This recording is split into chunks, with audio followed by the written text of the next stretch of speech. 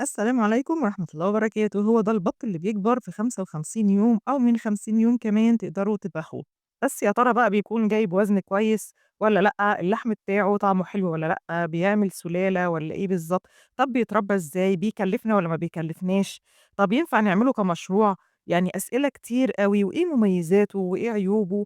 كل حاجة بالتفصيل هتلاقوها معانا في الفيديو ده. تابعوا الفيديو للنهاية علشان تعرفوا كل الأسئلة اللي بتدور في ذهنكم عن البط البيور أو البط الفرنساوي أو البيكيني، الشرشيري، أيًا كان اسمه في المحافظات. هو البط اللي بيبقى لونه أبيض خالص سادة كده لمّا بيكبر، وشكله يعني بيبقى مميز وهو كبير. هنعرف عنه كل التفاصيل وإزاي نفرّق ما بينه وما بين البط المولر أو المسكوفي كمان وهو صغير.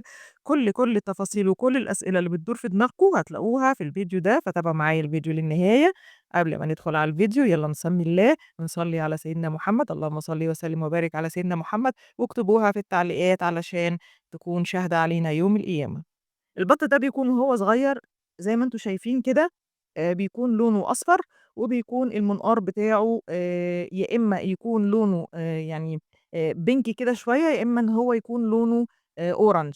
خلاص. البط البيور، البط الشرشيري، البط البيكيني، البط الفرنساوي، زي ما قُلت لكم كلّها نفس المسميات. البط ده صوته عالي جدًا، وهو من أرخص أنواع البط. يعني سعر البطة وهي صغيرة غير لمّا تيجي تشتري البط المولر. البط المولر في منّه زي ما قُلت لكم قبل كده، يا بتكون نقطة على راسه، في فيديوهات قبل كده اتكلّمنا عليه، يا بيكون في نقطة سودا على راسه أو على جسمه، أو إن هو بيكون سادة خالص برضه لونه أصفر زي البط بالضبط البيكيني، ولكن عينيه بتكون حمرا. ده بيكون مستورد وبيجيب وزن ما شاء الله عالي جدًا. لكن البط البيكيني أو البط الفرنساوي أو البط الشرشيري زي ما أنتم شايفين كده قدّامكم، ده هو ده اللي موجود عندكم كده في الفيديو، اللي هو لمّا بيكبر بيبقى لونه أبيض بس. البط ده أرخص أنواع البط. يعني لمّا تيجي كده تدفعوا تمن البطاية هتلاقوا إن البط سعره رخيص، غير طبعًا سعر البط المولر أو البغالي. وفي ناس بتبيع البيكيني على أساس إن هو مولر أو بغال، على أساس إن هو هيربح منه يعني أكتر من البط البيكيني. خلاص. البط ده اللي هو زي ما قُلت لكم لمّا بيكبر بيبقى لونه أبيض صافي، ده أكثر انتشارًا وأكثر شهرة، اللي هو البط البيكيني اللي هو بيبقى لونه أبيض خالص ده. في منه أحيانًا بيطلع في البط البيكيني برضه شوية لُطش سودا بيسموه تقريبًا كده شهرمان. أنا مش عارفة الحقيقة يعني اسمه بالضبط بيكون إيه في يعني في بعض المحافظات، لكن تقريبًا كده بيسموه شهرمان أو بط مجنس، وده برضه بط بيكيني وبرضه صوته عالي.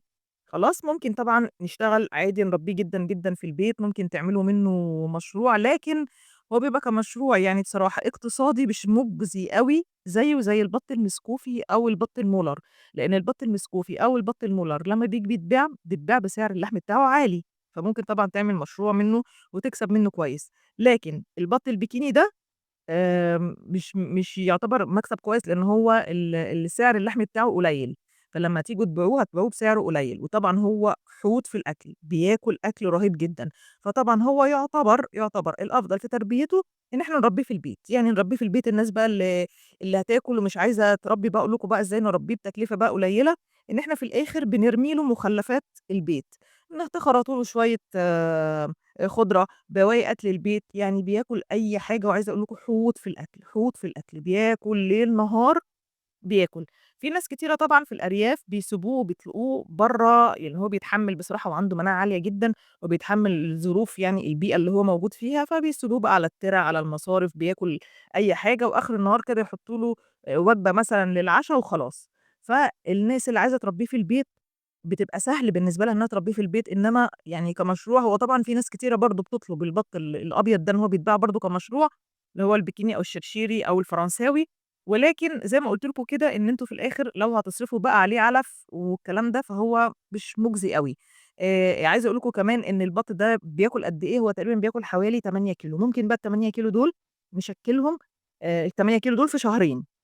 ال8 كيلو بقى ممكن نشكِّلهم ما بين علف وخلطة، لإن هو مش شرط طبعًا هو ياكل علف خالص زي ما قُلت لكم كده، بياكل كل حاجة. بيقعد وقت قد إيه؟ فدورة تربية البط البيكيني أو الفرنساوي ده بيقعد من 55 يوم ل60 يوم. وبعد ال60 يوم تتوكّلوا على الله بقى كده وتذبحوه. وفي ناس كمان على فكرة بتذبحه من 50 يوم. يعني هو من 50 يوم بيبتدي يجيب الوزن، يعني وزن كويس. لكن هو في الأول وفي الآخر وزنه برضه أقل من وزن البط المسكوفي أو البط المولر. يعني وزنه بيطلع قد إيه؟ تقريبًا كده حوالي الدَكَر بيطلع 3.5 ده أقصاه، والنتاية بتجيب من 2.5 ل3. الحقيقة أنا ربيته كذا مرّة، ويعني أنا مش ناوية أكرّره تاني بصراحة، يعني ده رأيي أنا الشخصي، ودي تجربتي أنا الشخصية، إن أنا ما حبيتهوش. لإن أولًا صوته عالي جدًا، مُزعج بشكل رهيب جدًا، جعان، مش جعان، عطشان، بردان، دفيان، هو صوته على طول عالي. فطبعًا بيعمل إزعاج جامد جدًا لكل الناس، يعني الناس اللي حوالينا وللجيران، وفضيحة يعني، جعجاع بصراحة. تاني حاجة إن أنا لقيت إن هو بياكل كتير أوي، أوي، أوي وما بيجيبش وزن، يعني في الآخر أنا آخر حاجة جابت معايا هي 3 كيلو.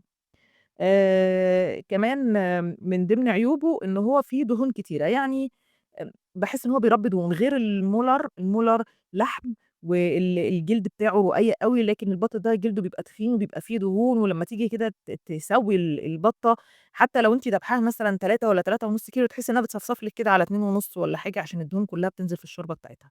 فأنا بصراحة ما فضّلتوش، يعني ربيته كذا مرّة، وكنت باجيبه لإن أنا كنت بابقى مضطرة إن أنا ما فيش يعني بابقى مثلًا رايحة عشان عايزة أجيب قبل رمضان أو عايزة أجيب مولر أو كده ما بالاقيش، ومرّة اتغشيت فيه وده كان زمان أوي يعني أول ما ابتديت، اتغشيت فيه الدهون يعني لإن هو مسكوفي عشان كده أنا باقول لكم خدوا بالكم من موضوع الغش، مع إني كنت شاكة فيه بس يالّا الحمد لله قدّر الله ما شاء فعل، وجِبته على أساس إن هو مسكوفي وطبعًا طلع في الآخر إيه، إن هو البط البيكيني والّا الفرنساوي ده اللي هو صوته صعب وزي ما قُلت لكم كده بياكل كتير جدًا يعني. فزي ما قُلت لكم بقى، ده يتذبح من 50 يوم لحد ال60 يوم، وبعد ال60 يوم بقى تبتدوا تذبحوه. في ناس بتسيبه شوية كمان، يعني على أساس إن هو الدهون اللي جوّاه تبتدي تقِش شوية أو يبتدي إن هو يشيل لحم، لكن في الآخر يعني مش عايزة أقول لكم بقى الناس اللي بتقعد تقول لكم إنه ممكن يوصل بقى ل4.5 كيلو ويوصل ل5 كيلو، الكلام ده مش بيحصل في الباقي الفرنساوي أو البيكيني أو الكلام ده، دي كلّها اشتغالات بصراحة. وزن البطة زي ما قُلت لكم من 2.5 ل3.5 بالكتير. ده يعني إيه كمان لو أنتم مأكّلين يعني علف تمام، يعني هي ممكن توصل ل3.5 كيلو ودي تبقى آخر حاجة، إنّما بقى الناس بقى اللي تقول لِك طَب سيبيها بقى شوية وسيبيها بقى تقعد كام شهر وهتجيب معاكِ 4 كيلو، ممكن توصل ل6 و7 والكلام ده ما بيحصلش نهائي في البَط ده، ممكن يحصل في المولر، بيحصل في المسكوفي، لكن ما بيحصلش في ده خالص. طيب تعالوا بقى نقول على الأكل بتاعه. زي ما اتفقنا كده هو بياكل حوالي 8 كيلو علف ما بين بادي وده بتدّيها مثلًا من أول يوم لحد 21 يوم أو لحد الشهر زي ما أنتم حابين. بعد كده نبتدي نغيّر البادي ونبتدي نحط نامي طبعًا مع النامي بقى ممكن إن إحنا بقى نخلط بقى عيش، ممكن تحطّوا ذرة، ممكن تحطّوا ردة، ممكن تحطّوا كسر فول عشان يبتدي يعني يعمل لحم وكده.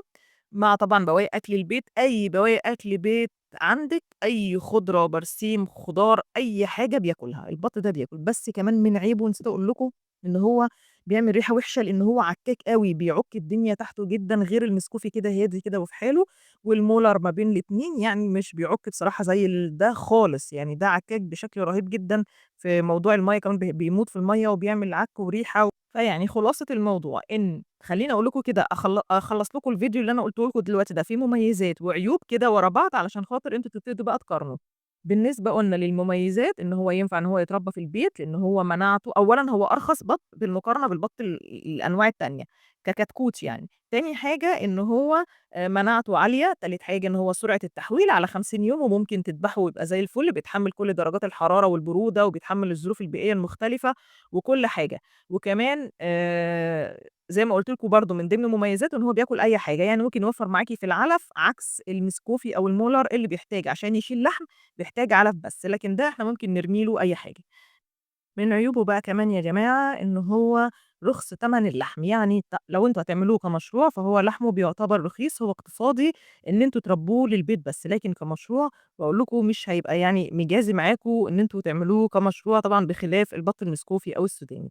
تاني حاجة كمان إن هو فيه كمية دهون عالية، ده برضه من ضمن عيوبه، لحم البط البيكيني فيه كمية دهون عالية وده بيخلّيه طبعًا عيب فيه بخلاف البط المسكوفي أو البط البلدي أو البط المولر اللي هو ما بيبقاش فيه دهون. كمان من ضمن عيوبه هو صوته العالي جدًا، عشان كده بيسموه البط الجعجاع. بالنسبة بقى للناس اللي بتسأل إذا كان بيبيض والّا لأ، ونقدر نعمل منه سُلالة لأ، هو بيبيض، بيبيض إمتى؟ زيه زي كل الطيور، ممكن يبيض على حسب يعني تقريبًا حوالي 6 شهور، على حسب طبعًا نوع التغذية اللي أنتم بتأكلوها له يعني، وعلى حسب إذا كنا في الصيف والّا إذا كنا في الشتا، ولكن هو مش بيرقد على البيض بتاعه، يعني البيض بتاعه ممكن ناخده نحطه تحت نتاية بلدي، أو إن إحنا نحطه في فقاسة، ممكن يطلّع لنا منه زي الفل سُلالة جديدة يعني ونكمّل بيها.